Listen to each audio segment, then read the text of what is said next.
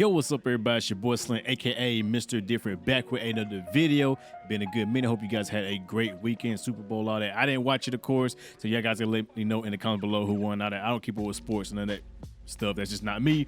But yeah, let me know whatever. So anyway, just like I did last week video, I showed you how I sample inside of FL Studio. Today, just like I promised, I'm going to show you guys how I like to sample inside of Studio One. Now there are some similarities, but there are a few differences because you can do definitely different things with both. So I will show you what I like to do inside of Studio One. If you have any suggestions on what you like to do, let me know below. I want to check out any more ways. I want to try to figure out the best way of sampling, but these are just some ways that I like to sample. So let's jump right inside Studio One, and here we are right now. And I have just a little piano sample right here, so we'll play it.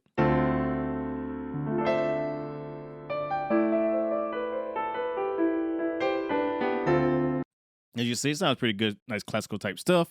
And I went ahead and set the tempo because tempo is 72 BPM. So I went ahead and set that so I can loop it properly. So we can go ahead and have our loop markers right there.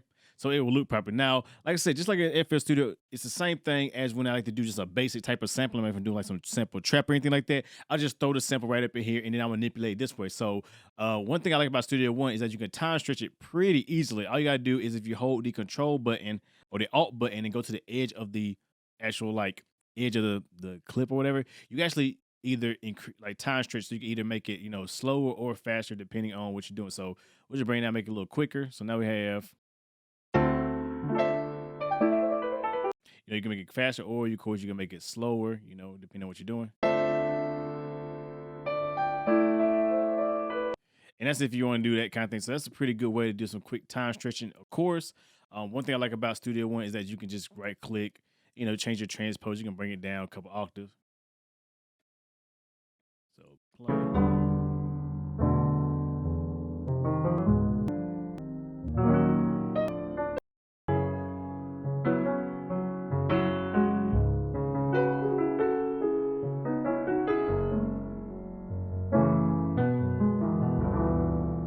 You know, that's if I'm gonna do like stuff in the clip base right here.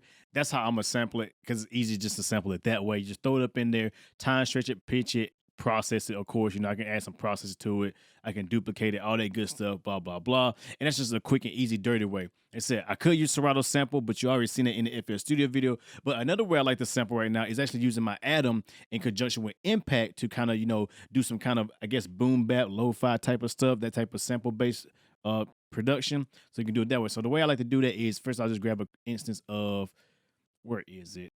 Grab Impact. So Impact XT.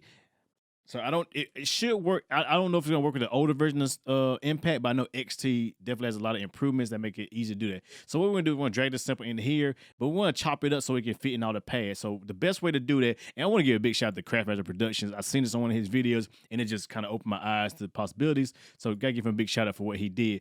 But you can split to the actual regions of your actual like timeline, so you can split it based on your chops on there. So what you would do is you would go to event, and right here where it says split at grid, you would click that. But before we get that, you want to make sure it's going to split based off how your grid selection is. So we want to change this grid selection because as you can see, it's going to do like if I do it right now, it's going to do like just a lot of chops, which we don't want that. So it's going to do like a ton of chops, and we don't want that. So we need to change our grid size. So we'll go to our quantize, and we'll make it, we'll do more less than that. We'll do like we'll do 1-1.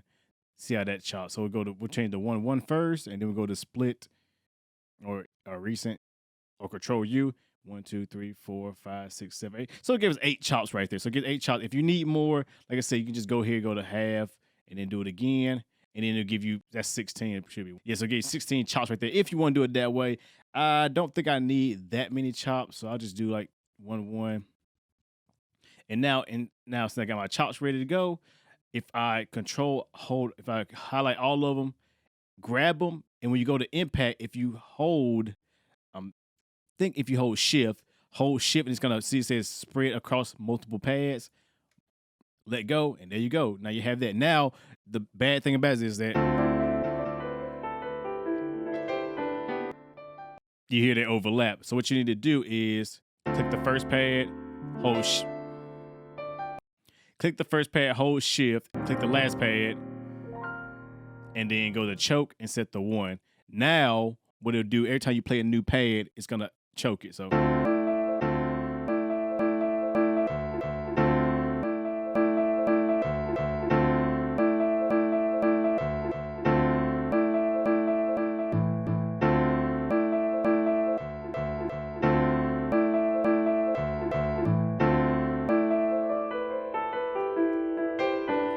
And then you get your boom bap on, you get your sample that way. And like I said, since this is in Impact XT, you have control over pitch, timing, and all that. So you can change the pitch of everything, the timing, the filters, amp, and all that, and really tailor to give you kind of that MPC kind of vibe right there. So if you don't have an MPC Live or MPC X or MPC at all, you can kind of simulate that MPC workflow with Atom and, you know, Impact XT.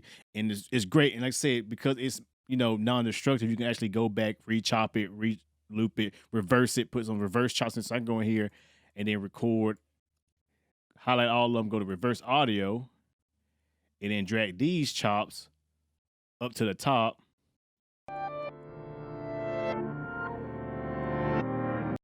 Put the choke on them, and then change the color to all these. So now I have my regular ones down here, and then